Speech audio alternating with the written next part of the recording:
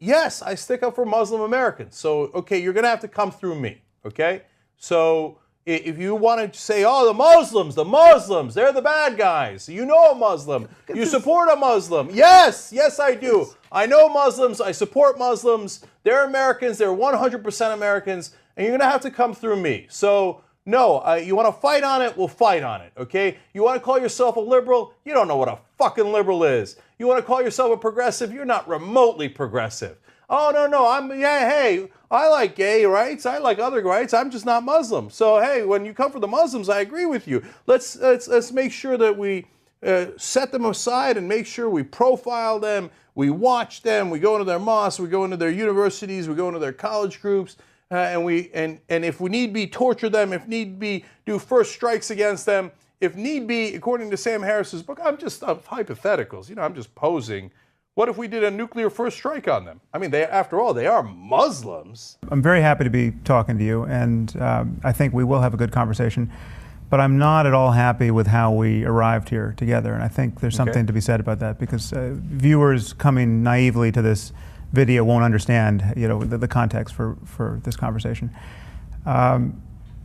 You know, I think, and it's not a surprise to you because we've communicated by email, but I think you've treated me really unfairly in the last few weeks, and I've come here to clean up this mess, and that the structure of that conversation is an unfortunate one, because I'm going to be saying a lot of things that are going to sound defensive, right? I'm taking, you know, the slime of a few people who you've had on your show before me off of me, right? And that's an unfortunate just context for any conversation, because one, I'm going to have to say some critical things about these people. These are people I don't actually want to talk about, like Reza Aslan and this guy C.J. Worrellman, who you've had on your show. It's also just, and we're not going to talk about some of the interesting things we could talk about, like the book on consciousness and meditation and spirituality I just wrote. I mean, I doubt we're going to get to that. So there's an opportunity cost here imposed by the fact that there's a huge mess to clean up, and people should understand that that's the context. Right. So that is your perception of it, and hence we have our first disagreement. Right. I don't agree with that. Oops. Okay, if you believe that, you are not remotely a progressive. You're a foaming at the mouth neoconservative, and yes, you are discriminating against those people. You don't like, oh no, you called me a racist or a bigot and you said I discriminate. I'm sorry, I called you what you fucking are, okay? So stop pretending you're liberals. You're not. You're not. You agree with Dick Cheney's of the world. That's what you are. So a lot of people are going to get angry at me, including in our audience. Sad day for you. I'm here to say, when you come for them, you're going to have to go through us, because we stick up for all Americans and we don't discriminate. That's what this show is about. We stand up for Mexican Americans, for gay Americans, for Muslim Americans. We stand up for all of them, okay? So if you want to say Islam is wrong, I'm 1,000,000% with you, and I want to get rid of all the religion on the planet. That's how serious I am in it being against religion. If you want to say this group of people, we should treat them differently, you're fucking wrong, and I'll fight you to the death on it. And if we need be, torture them. If need be, do first strikes against them. If need be, according to Sam Harris's book, I'm just hypotheticals. You know, I'm just posing. What if we did a nuclear first strike on them? I mean, after all, they are Muslims. But look, we got to go to the nuclear strike because, again, it affects all other issues. So now, you did not say we should do a nuclear strike on anybody, right? If need be, according to Sam Harris's book, I'm just hypotheticals. You know, I'm just posing. What if we did a nuclear first strike on them? I mean, after all, they are Muslims. Now, you did not say we should do a nuclear strike on anybody, right? But you said we should, and correct me where I'm wrong, we should consider doing a nuclear strike, a first nuclear strike, under certain circumstances. I find that to be incredibly dangerous talk. Okay, but it is a dangerous fact of the world that we have nuclear arms, right? We have nuclear arms because we have already considered doing a nuclear strike under certain circumstances. That is what the Cold War was about. Yes. So this is the world that we're in right now. If we could uninvent these weapons, that would be great, right? But we have a nuclear doctrine, and it developed entirely in a Cold War context, where we were faced with the Soviet Union that was, for all of the flaws and all the ideological quirks, this was not a death cult and did not have the basis of being a death cult. These were rational actors, and their hopes and fears and aspirations were constrained by terrestrial concerns. These were not people who could say, we love death more than you infidels love life, right? And again, this is just 2 paragraphs in the End of Faith, right? This is not me talking ad nauseum about nuclear policy. But in just a very kind of game theoretic way, I asked us to consider how a belief in martyrdom, a belief in paradise, just unties this convention of mutually assured destruction as a deterrence. The Cold War was possible because neither side wanted to really play a game of chicken. When you're playing a game of chicken with someone who wants to get to paradise, you're screwed. You're going to lose this game of chicken, right? So, and the moment you accept, and again, many people don't accept this for reasons I cannot fathom, but the moment you accept that certain people really do believe in paradise, really do want to die and to get there, right? Or they're hoping to be martyred. This is that death today would not be a bad thing for them.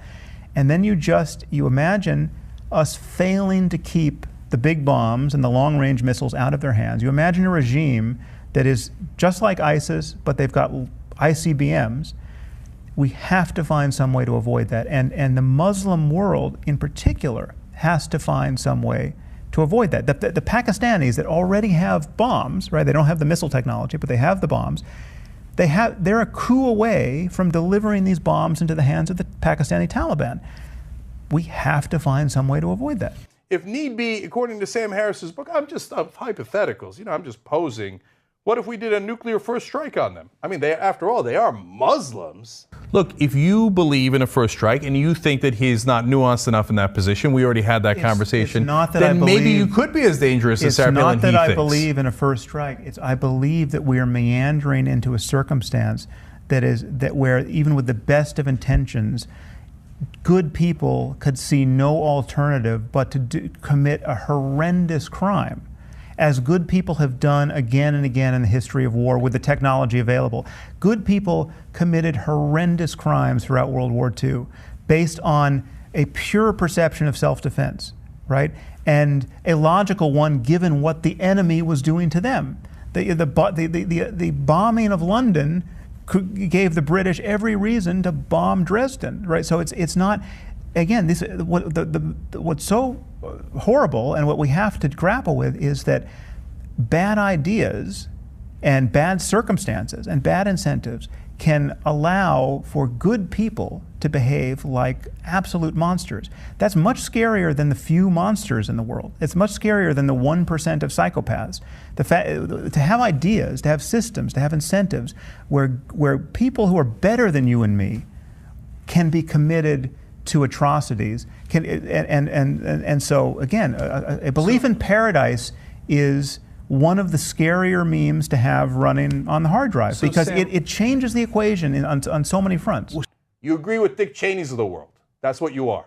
So a lot of people are going to get angry at me, including in our audience. Sad day for you. I'm here to say when you come for them, you're going to have to go through us because we stick up for all Americans. If you want to say this group of people, we should treat them differently, you're fucking wrong, and I'll fight you to the death on it. Yeah. But Sam, not everyone, you say but in this case. Now, you say incredibly outrageous things, like we should consider a nuclear first strike, right? We should consider torture. We should consider bombing things. So let's go one at a time, right? You say all these things. We'll get into the details. Right, and we are going to get into the details. Yeah. Right? Oops. So now, you did not say we should do a nuclear strike on anybody, right? Now, you say incredibly outrageous things, like we should consider a nuclear first strike, right? I mean, after all, they are Muslims. What has happened on your show in previous weeks, you've had this guy Whirlman, who's now, a well-established fraud and liar, and he's outed as a serial plagiarist. First of all, let's just be clear, though. The plagiarism charges came out after he was on the show. Yes, it's true. But it was obvious to me that this guy was lying about my views, and he's on your show unrebutted, for whatever, an hour. Sam, you're here to rebut him. So Oh, look, no, let me answer some of those charges. But what? So let me just ask you one more question, and then you can answer. Right. What journalistic purpose is being served by having that hour of video online until the end of the world, where he calls me a genocidal maniac? He says I want to execute a nuclear first strike against the Muslim world. I want to kill people for thought crimes. What journalistic purpose is being served when that video stands on its own? They're not going to necessarily find this video in association with that. That's just going to be out there forever. And this guy has no credibility. So why keep the video up? So, Sam, you think that everybody's being unfair to you. So whenever you guys have a disagreement, you view them as being defamatory and malicious, etc. Yeah. But Sam, not everyone, you say but in this case. Now, you say incredibly outrageous things, like we should consider a nuclear first strike, right? A lot of you said, oh, we have misrepresented Sam Harris's views, and you asked for an apology. Will you get one? No. All right, no. Oh, you're misrepresenting Sam Harris's views. Every critic of Sam Harris has always misrepresented his views. Okay. And I don't think that I have misrepresented his views at all. So if you're in that camp and you want to cry about it, go ahead and cry. Okay, now I guarantee you that he will say, and you guys will say, oh, you've misrepresented again. But that's why we invited him on.